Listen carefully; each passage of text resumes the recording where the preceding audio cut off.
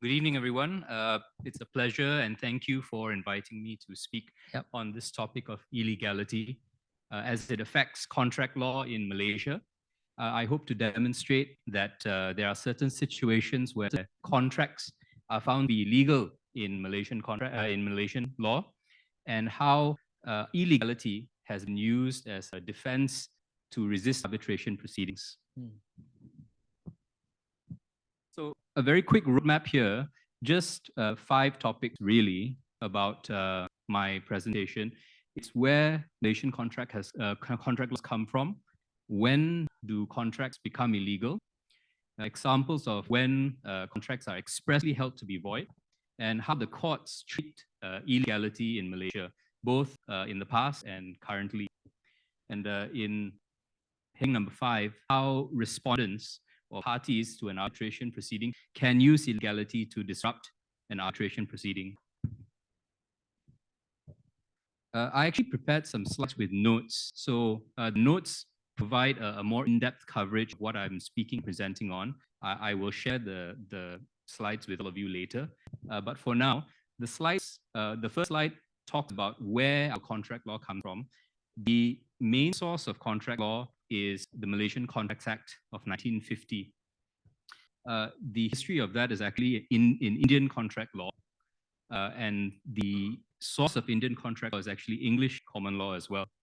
And of course, we have the unwritten law, the common law that informs or that adds to the principles for Malaysian contract law. There are also other sources, specific legislation, specific statutes that deal with certain kinds of contracts, such as houses or the sale and purchase of houses, or loan agreements that will also deal with how contracts are dealt with in Malaysia. So the second topic is really, when does a contract become illegal in Malaysia? And this is useful for, I think, a lot of businesses, because they want to avoid a contract being rendered illegal, or they want to know the limits of when it will become illegal. It becomes, the starting point really is that all contracts are considered lawful until or unless the effect of the contract is to defeat the law, or there is an express statute that says you cannot have this contract. The contract cannot be immoral or against public policy. It cannot injure somebody or another person's property, and it cannot be based on fraud.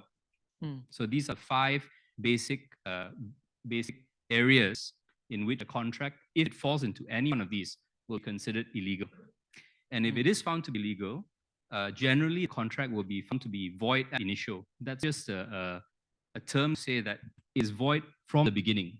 So it doesn't depend on whether the other parties sue you or don't sue you, it's just void. It's just void. Or rather, when it's void in the sense that you cannot recover anything under the contract. Yes.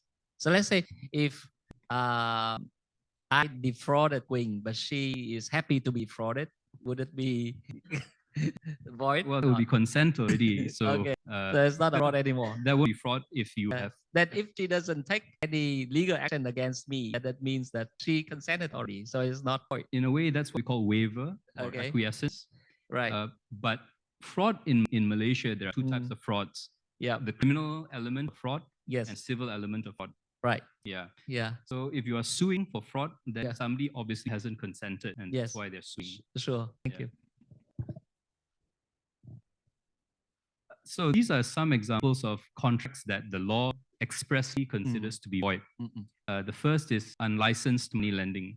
So there was a topic earlier. There was a topic earlier about loan agreements.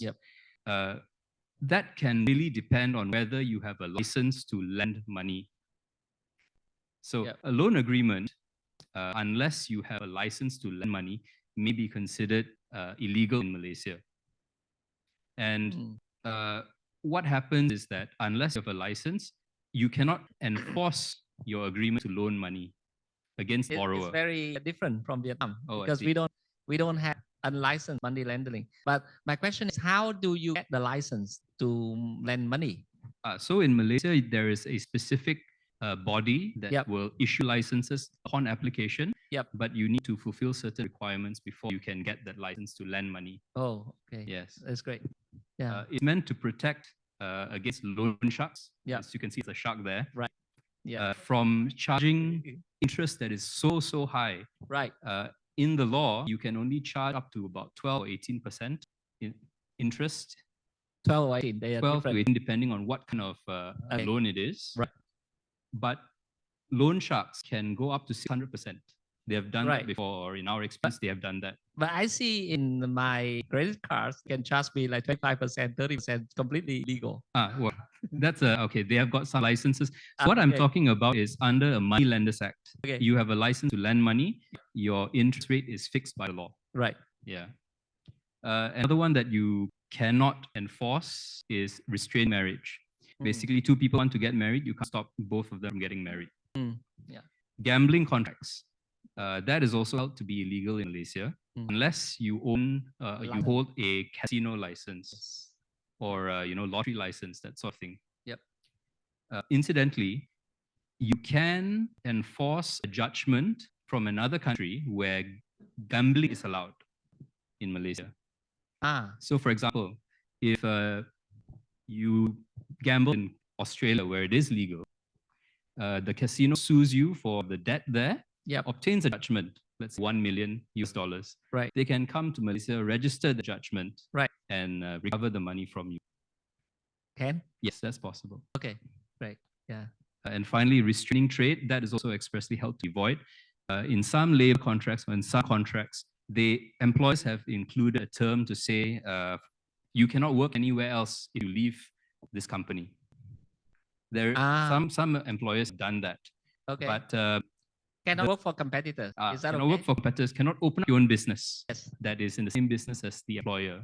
And that's illegal? That's illegal because the law says you cannot stop somebody else from earning a living.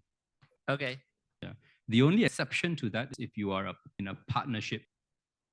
Yeah. So there are certain exceptions to this rule, but it's limited to partnerships. But there's a lot of clause, and I see in let's say LTMA, long-term maintenance agreement, and they prohibit, let's say, the power plant owner to sell the exceeded spare parts, or even sell the power plant to competitors. Would that be a constraining trade? Well, this one would be in terms of the person itself seeking employment elsewhere. Right. But for the company, it's okay. But for companies, it's a different thing because some information is confidential. For example, trade secrets. Right.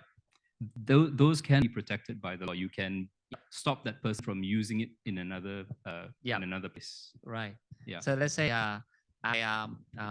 let's say you are the OEM, the original equipment manufacturer. You sell me a gas turbine, and of course I have to sign a LTMA with you, the long-term maintenance agreement with you. But then you charge me too high, so therefore I would hire Queen next time when your contract with me is terminated, and for the next term I hire Queen. For Queen to manufacture something similar like you, she has to reverse engineer.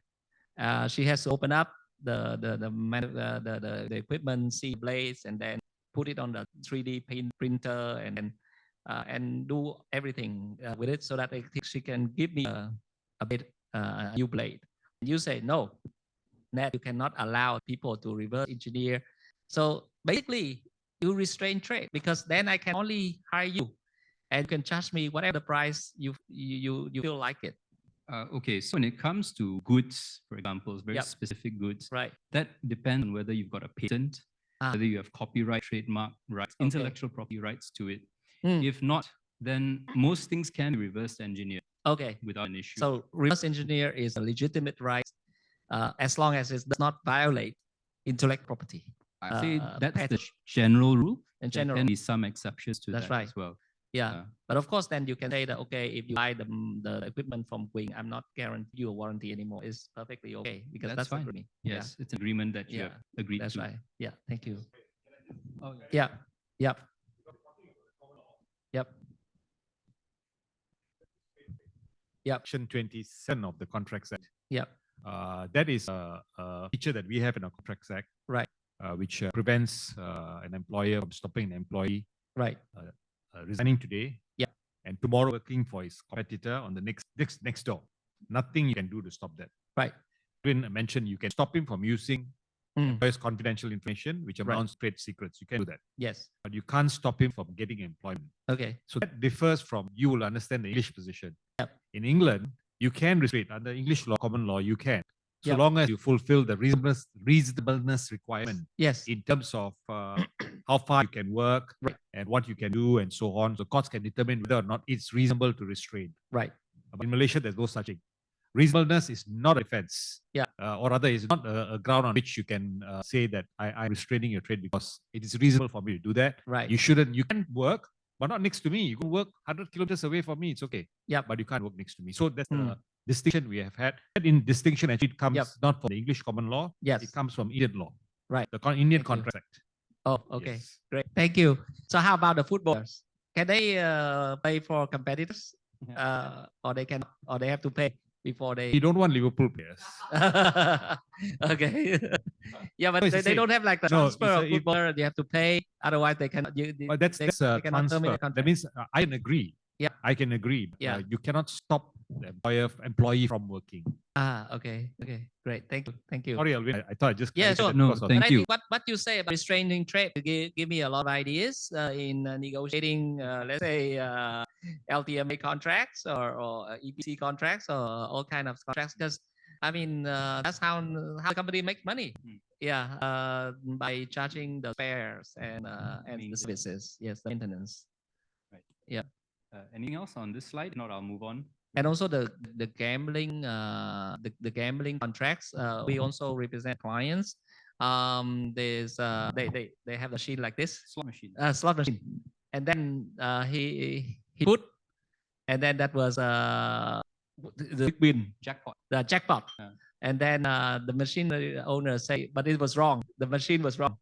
Oh. Then there was a suing each other on whether the machine was wrong or that was he actually won. And it's a very interesting case on that. And nobody can make it. In the end, we settle. We have a mediation, but that's also an interesting case to see.